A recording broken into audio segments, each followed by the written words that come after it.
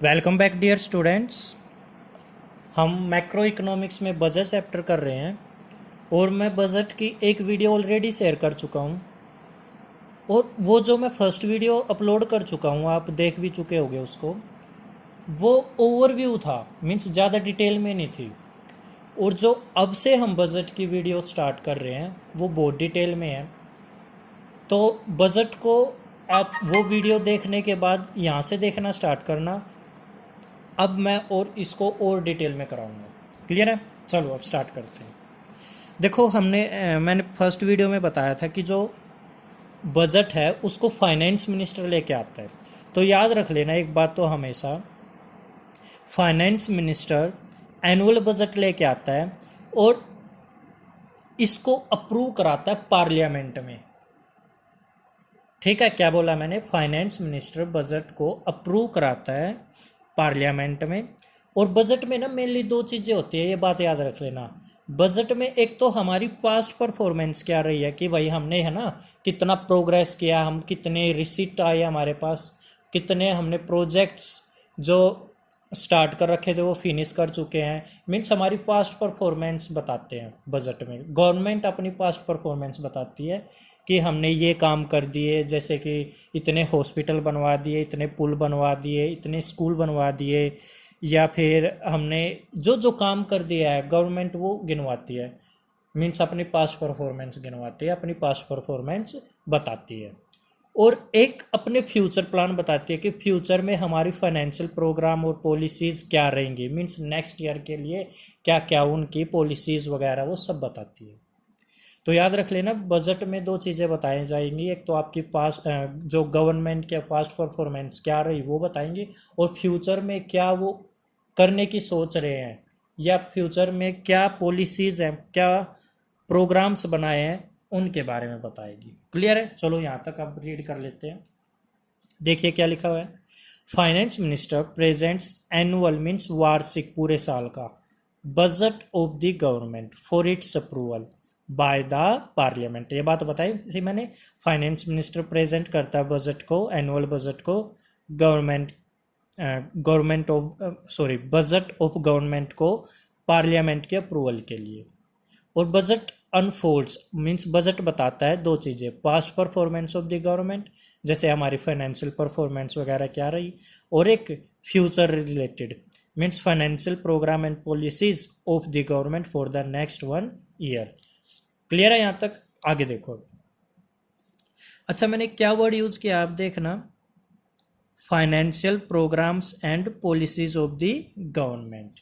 तो इनको हम बजटरी पॉलिसी भी बोलते हैं और फिस्कल पॉलिसी भी बोलते हैं। देखिए यहाँ पर लिखा हुआ है, the programs and policies of the government as presented in the budget are known as budgetary policy.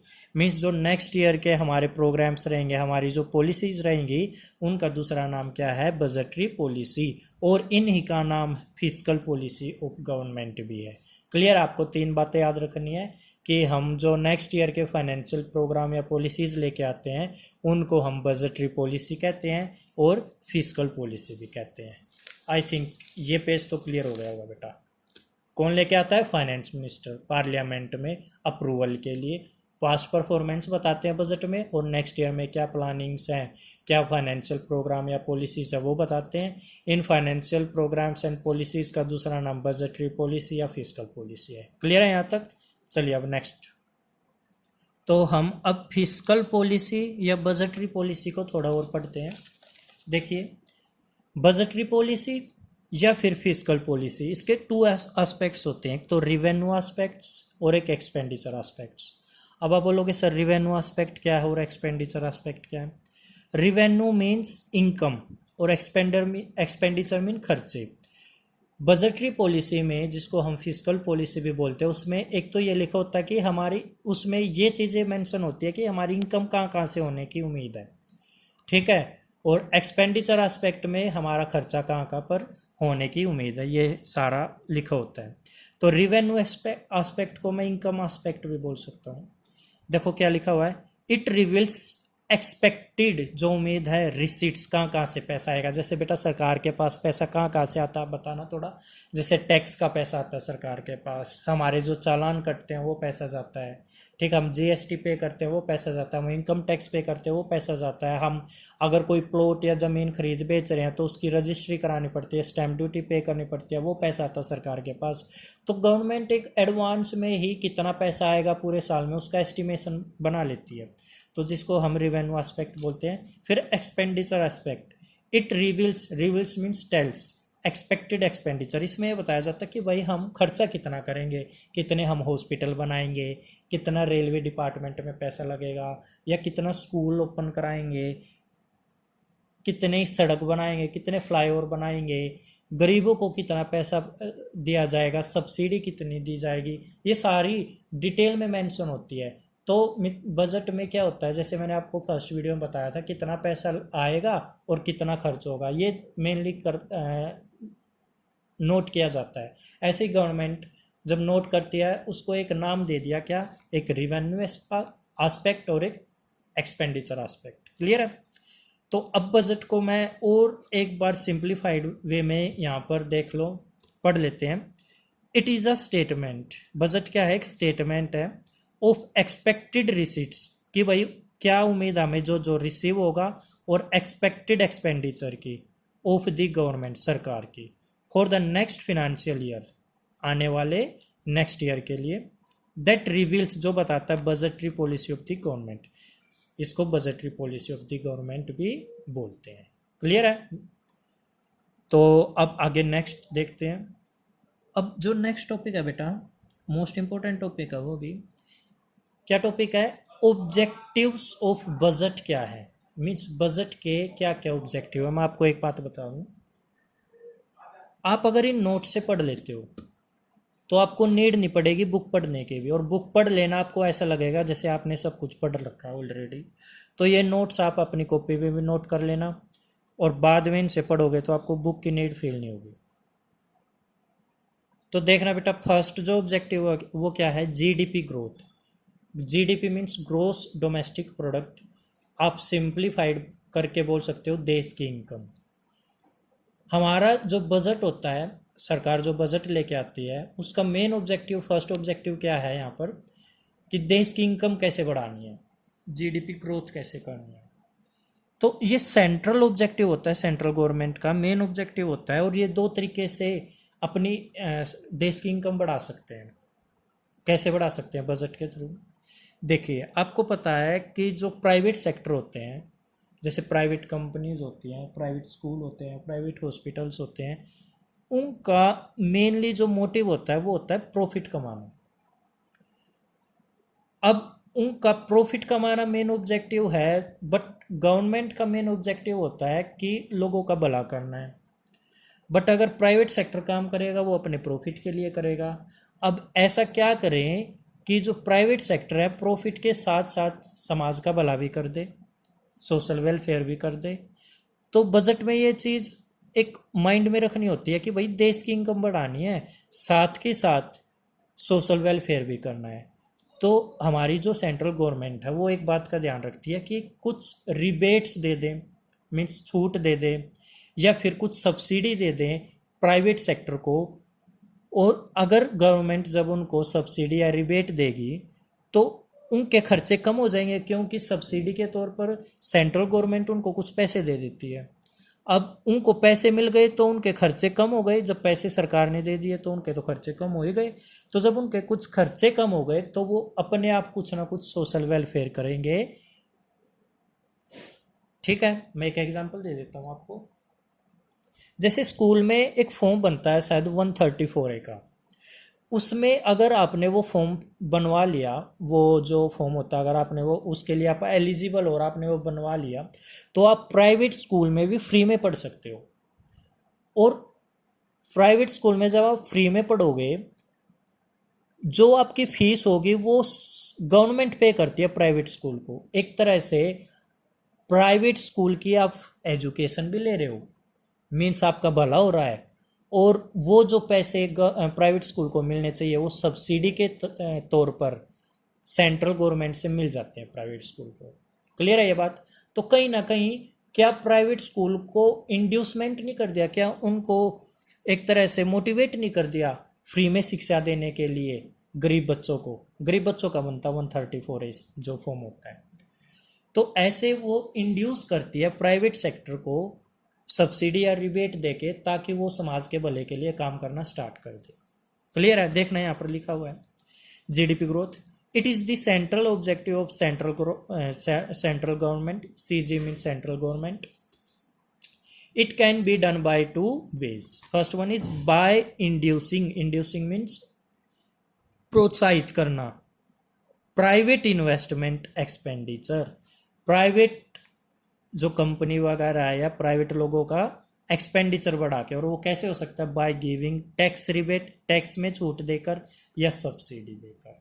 Clear है ये बात? मान लो बेटा प्राइवेट सेक्टर, एक और एग्जांपल देता हूँ, प्राइवेट सेक्टर कोई प्रोडक्ट बना रहा है, मीन्स कोई प्राइवेट कंपनी है जो कोई प्रोडक्ट बना रही है, और अगर सरकार उस प्रोडक्ट को टैक्स फ्री कर दे तो वो माल सस्ता मिलेगा लोगों को।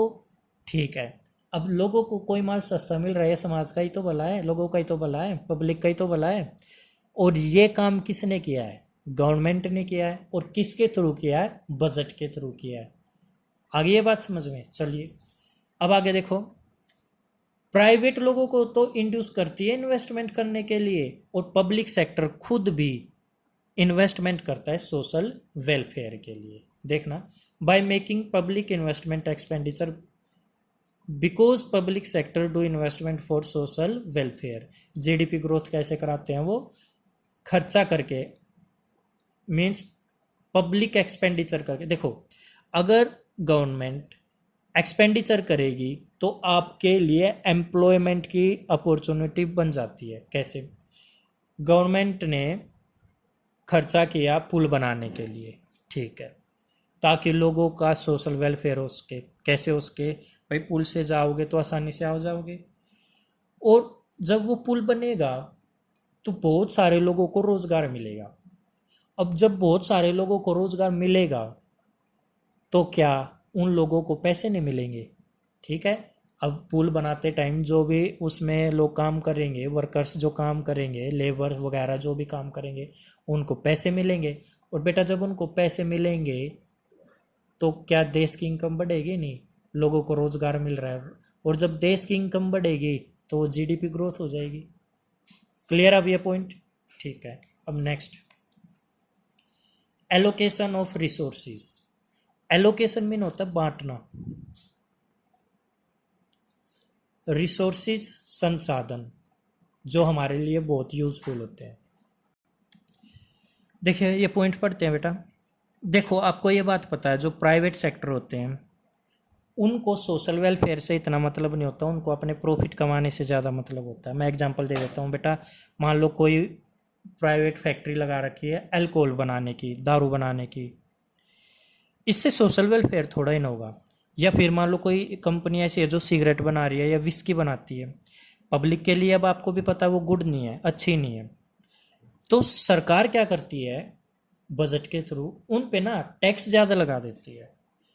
अब उन पे टैक्स ज़्यादा लगाएंगे तो वो महंगे हो जाएंगे, और जब महंगी चीज़ हो जाती है तो लोग उनको कम खरीदते हैं। और दूसरी तरफ कुछ ऐसी चीज़ जो सोशल वेलफेयर के लिए है उनको टैक्स फ्री कर देगी, उन पे टैक्स बहुत कम कर देगी, जैसे खादी हो गया। ठीक है, तो इस तरीके से भी बजट का एक ऑब्जेक्टिव रहता है कैसे ना कैसे रिसोर्सेज को ऐसे एलोकेट करें जिससे सोशल वेलफेयर ज़्यादा हो जाए। ठीक है, चलो अब इसकी रीडिंग लेते हैं। As we know that a private sector always wants to earn more profit. हमें पता है कि भाई प्राइवेट सेक्टर ज़्यादा प्रॉफिट कमाने की सोचती है, इंस्टेड ऑफ के स्थान पर सोशल वेलफेयर, समाज के भले करने के स्थान पर वो अपना प्रॉफिट कमाने की सोचती है। लाइक प्रोडक्शन ऑफ एल्कोहल, जैसे वो प्रोडक्शन करते हैं अल्कोहल की, is not in social welfare, आपको भी पता है वो सोशल वेलफेयर के लिए नहीं है। Production of cigarette and whisky is not good for public, अगर सिगरेट की प्रोडक्शन हो रही है, विस्की की, वो भी पब्लिक के लिए अच्छा नहीं है। दैट्स वाई, इसलिए गवर्नमेंट लेवी, लेवी मीन्स होता है लगाना, हैवी मीन्स भारी मात्रा में, ड्यूटी मीन्स टैक्स, इसलिए सरकार उन पर टैक्स लगा देती है इनके प्रोडक्शन पे बहुत ज़्यादा, ऑन दीज गुड्स। ठीक है, ऑन दी अदर हैंड, और दूसरी तरफ government gives subsidy to social welfare goods like khadi, और जो सोशल वेलफेयर के गुड्स हैं उन पे गवर्नमेंट सब्सिडी दे देती है। तो अगर छोटा करके बोले तो हम ये बोल सकते हैं कि बजट के थ्रू गवर्नमेंट रिसोर्सेज को ऐसे एलोकेट करती है जिससे सोशल वेलफेयर ज़्यादा से ज़्यादा उसके। In short we can say that government allocate means बांट देती है resources in such a manner that profit as well as social welfare can be maximize. यहाँ पर प्रॉफिट ज़्यादा कैसे मैक्सिमाइज होगा? अगर सरकार ज़्यादा टैक्स लगाएगी तो सरकार के पास ज़्यादा टैक्स आएगा तो मतलब ज़्यादा इनकम होगी, प्रॉफिट भी ज़्यादा हुआ। और टैक्स लगा के कहीं ना कहीं कुछ लोग उसको खरीदेंगे नहीं क्योंकि वो महंगा हो जाएगा, सोशल वेलफेयर भी हो जाएगा। क्लियर है ये बात? चलिए 2 ऑब्जेक्टिव हो चुके हैं, अब नेक्स्ट करते हैं प्रोविजन ऑफ पब्लिक गुड्स। यहाँ पर क्या है बेटा, पैसों को ज़्यादातर उन चीज़ों पे लगाया जाता है जो पब्लिक के लिए ज़्यादा इम्पोर्टेंट है। एग्जाम्पल डिफेंस की चीज़ें खरीदना, जैसे हथियार वगैरह खरीद लेना। बेटा अगर हमारे देश में ज़्यादा हथियार होंगे तो हम एक तरह से सेफ हो जाएंगे। अगर हमारी किसी दूसरी कंट्री के साथ लड़ाई हो जाती है तो जो हथियार हमने खरीदे हैं वो कहीं ना कहीं हमारे काम आएंगे। तो डिफेंस के पर्पज़ के लिए भी एक अलग से बजट में से मीन जो पैसे रिसीट्स होते हैं उससे अलग से कुछ पैसे निकाल के रख दिए जाते हैं ताकि उनसे हथियार वगैरह खरीद लें। ठीक है, आगे देखो। आगे जो नेक्स्ट पॉइंट है वो क्या है? Redistribution of income and wealth. जो हमारी इनकम होती है देश की उसको कैसे बांटा जाए। देखो यहाँ पर सरकार क्या करती है, इनकम को इस तरह से बांटती है कि जिससे समाज का भला जैसे हो। एग्जाम्पल, अमीरों पे ज़्यादा टैक्स लगा देगी और गरीबों को सब्सिडी देगी। ठीक है, जो बीपीएल परिवार होते हैं, जो बहुत गरीब परिवार होते हैं, बिलो पुअर लाइन, बीपीएल की फुल फॉर्म होती है बिलो पुअर लाइन, जो गरीबी रेखा से भी नीचे रहते हैं उनको फ्री में खाने का अनाज देती है। और जो एलपीजी सिलेंडर गैस होते हैं वो उनके कनेक्शन मिलते हैं फ्री में, लोगों को सब्सिडी मिलती है उन पे। तो कहीं ना कहीं यहाँ पर बजट के जरिए क्या काम किया जा रहा है, इनकम को इस ढंग से बांटा जा रहा है कि अमीर भाई तुम अमीर हो, तुम्हारे पास बहुत ज़्यादा पैसा है, तुम तो टैक्स के रूप में पैसे दो, और जो गरीब है उनका भला करना है तो उनको फ्री में फूड ग्रेन दे देते हैं, अनाज दे देते हैं, एलपीजी दे देते हैं, मीन्स गैस सिलेंडर दे देते हैं और सब्सिडी वगैरह दे देते हैं। ठीक है बेटे, चलो अब इसकी भी रीडिंग करते हैं। Here income of an economy, यहाँ पर एक देश की income is distributed in such a manner. यहाँ पर एक देश की इनकम मीन्स हम अपने देश की बात कर रहे हैं, इकोनॉमी का मतलब यहाँ पर देश है, हम देश की इनकम इस तरह से बांट देते हैं दैट सोशल जस्टिस, समाज का भला, can be maximize, social justice maximum उसके। There are 2 ways of distribution of income and wealth, 2 तरीके इनकम और वेल्थ बांटने का मैंने बताया भी था। बाय इम्पोजिंग, इम्पोजिंग मीन्स भी लगाना होता है, टैक्स ऑन रिच, अमीरों पर टैक्स लगा के, and giving subsidy to the poor. और यहाँ पर by supplying food grain to BPL population, food grain supply करके बीपीएल परिवार को एट लो प्राइस। यहाँ पर देखो 2 रुपये किलो अनाज भी मिल जाता है, वैसे 12 रुपये किलो है, 13 रुपये किलो है, तो मतलब देखो बहुत सस्ता अनाज प्रोवाइड करा देते हैं। अब किन्हीं को जो गरीब लोग उनको सस्ता अनाज मिल रहा है, कहीं ना कहीं उनका भलाई तो हो रहा है। And distribution of LPG connection to the poor people, LPG का कनेक्शन दे के गरीब लोगों को। ठीक है, ये पॉइंट भी आया समझ में। चलिए अब नेक्स्ट पॉइंट करते हैं। नेक्स्ट पॉइंट है बेटा बैलेंस रीजनल ग्रोथ। बेटा ये पॉइंट बहुत अच्छा है, देखो इसमें क्या है। अब मेरे को एक बात बताओ, क्या वो देश ठीक रहेगा जहां पर केवल अर्बन एरिया मीन्स शहरी एरिया में प्रोग्रेस हो रही है और जो रूरल एरिया, ग्रामीण एरिया, वहां पर प्रोग्रेस नहीं हो रही है? नहीं, ठीक नहीं रहेगा ना। इसलिए बजट के थ्रू ये कोशिश की जाती है कि ग्रोथ हो हर एरिया में, बैलेंस इक्वल हो, balance regional, regional means area growth, urban as well as rural area की।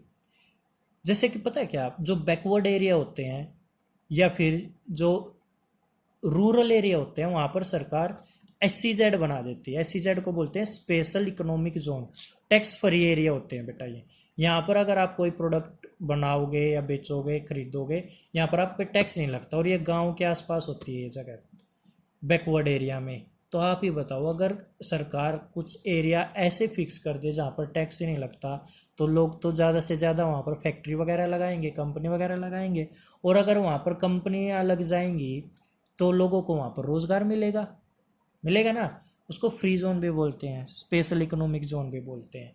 मान लो आपकी खेत है और बहुत पिछड़े हुए इलाके में वो खेत, और वहाँ पर आपको सरकार ये बोल दे आप यहाँ पर फैक्ट्री लगाओ, कंपनी लगाओ, आपसे हम टैक्स नहीं लेंगे, तो आप तो बेटा 1 मिनट में रेडी हो जाओगे कंपनी लगाने के लिए, क्योंकि सरकार टैक्स नहीं ले रही। और अगर आप वही कंपनी किसी शहरी एरिया में लगा रहे हो, अर्बन एरिया में लगा रहे हो, और वहाँ पर बहुत ज़्यादा टैक्स देना पड़ रहा है, तो आप क्या सोचोगे कि ठीक है बैकवर्ड एरिया में ही लगा लेते हैं। अब जब आप बैकवर्ड एरिया में कोई फैक्ट्री या कंपनी लगाओगे, वहाँ पर लोग रोज़गार के लिए आएंगे, मीन्स काम करने के लिए आएंगे, और लोगों को रोज़गार मिलेगा, तो कहीं ना कहीं वो जो एरिया पिछड़ा हुआ था वहाँ पर लोगों को रोज़गार मिलेगा, तो वो ग्रोथ हो जाएगी वहाँ पर भी। ठीक है, देखो क्या है, with the development of urban area rural areas development is also very important. ये क्या बोल रही हैं भाई, शहरी एरिया के डेवलपमेंट के साथ साथ रूरल एरिया की भी डेवलपमेंट जरूरी है। अर्बन मीन शहरी होता है और रूरल मीन गांव, ग्रामीण एरिया। लिबरल का मतलब simple, tax law policies are adopted in rural and backward region. जो liberal friendly tax law policy अपनाई जाती है कि वहाँ पर टैक्स ही नहीं लेंगे रूरल एरिया में या बैकवर्ड एरिया में। SEZ बना दिए जाते हैं जिनको स्पेशल इकोनॉमिक जोन भी बोलते हैं इस पर्पज़ के लिए। मैंने बताया SEZ क्या होता है, यहाँ पर टैक्स नहीं लगता, जो एरिया SEZ में आ जाते हैं उन पर टैक्स नहीं लगता। नेक्स्ट है एम्प्लॉयमेंट अपॉर्चुनिटी। यहाँ पर बेटा एम्प्लॉयमेंट अपॉर्चुनिटी क्रिएट की जाती हैं। जैसे कुछ स्कीम होती है सरकार बेटा, जैसे सरकार बेरोजगारी भत्ता देती है, ये मनरेगा के तहत आपको एम्प्लॉयमेंट अपॉर्चुनिटीज़ मिलती है। तो यहाँ पर बजट में एक फोकस ये भी रखा जाता है कि कैसे ना कैसे करके एम्प्लॉयमेंट अपॉर्चुनिटीज़ क्रिएट की जाए। नेक्स्ट है इकोनॉमिक स्टेबिलिटी। ये क्या है, देखो बेटा, ये सिचुएशन होती है एक इकोनॉमी में, यहाँ पर तो बूम, और जब ये नीचे जा रहा है ये हो गया रिसेशन, और ये बिल्कुल नीचे आ चुका है जब ये हो गया डिप्रेशन, और फिर ऊपर जाएंगे। ठीक है, तो क्या होता है, ये कोई भी सिचुएशन अच्छी नहीं है, ना बूम ना डिप्रेशन, ये यहाँ पर बैलेंस में रहना चाहिए। तो इकोनॉमिक स्टेबिलिटी में यही है। अच्छा, इसको ना ट्रेड साइकिल भी बोलते हैं या बिजनेस साइकिल भी बोल देते हैं। ट्रेड साइकिल बोल लो या बिजनेस साइकिल बोल लो, एक ही बात है। तो ऐसा ना हो कि मार्केट में बहुत ज़्यादा बूम मीन्स महंगाई हो, डिप्रेशन मीन मंदी हो, ये दोनों ही सिचुएशन वर्स्ट मानी जाती है, गलत मानी जाती है। इसको स्टेबलाइज करके रखना होता है। इसके लिए भी बजट में पूरे बजट फोकस के साथ ऑब्जेक्टिव सेट किए जाते हैं कि भाई इकोनॉमिक स्टेबिलिटी बनी रहे। There are various phases of trade cycle which are called business cycle. बेटा ट्रेड साइकिल को बिजनेस साइकिल भी बोल रहे हैं। ये कौन कौन से, जैसे रिसेशन, डिप्रेशन या रिकवरी एंड बूम। देखो ये ऊपर है बूम, ये नीचे आ रहा है रिसेशन, बिल्कुल नीचे गया डिप्रेशन, और देखो ये डिप्रेशन आने के बाद फिर से बढ़ने लग गया ना, इसको रिकवरी बोल रहे हैं। क्या बोल रहे हैं इसको, रिकवरी। ठीक है, तो आगे देखना, government tries to stabilize means balance करने की सोचती है, ट्राई करती है, like economy by budgetary policy. और कैसे बजटरी पॉलिसी बना के, situation of inflation and deflation is corrected by the government by the budget. ये बोल रहे हैं जो अगर इन्फ्लेशन महंगाई ज़्यादा हो जाए या मंदी ज़्यादा हो जाए तो बजट के जरिए इनको स्टेबलाइज करने की कोशिश की जाती है। तो बेटा ये ऑब्जेक्टिव्स मैंने फर्स्ट वीडियो में भी कराए थे, उसमें थोड़े ज़्यादा डिटेल में नहीं थे, बट अब मैंने ज़्यादा डिटेल में कराए हैं। तो फिर भी आप पहले फर्स्ट वीडियो देखना और अब ये सेकंड देखना, तब आपको ये ज़्यादा क्लियर होगा। क्लियर है, नेक्स्ट वीडियो के साथ आते हैं जल्दी ही। Till then take care and have a nice day.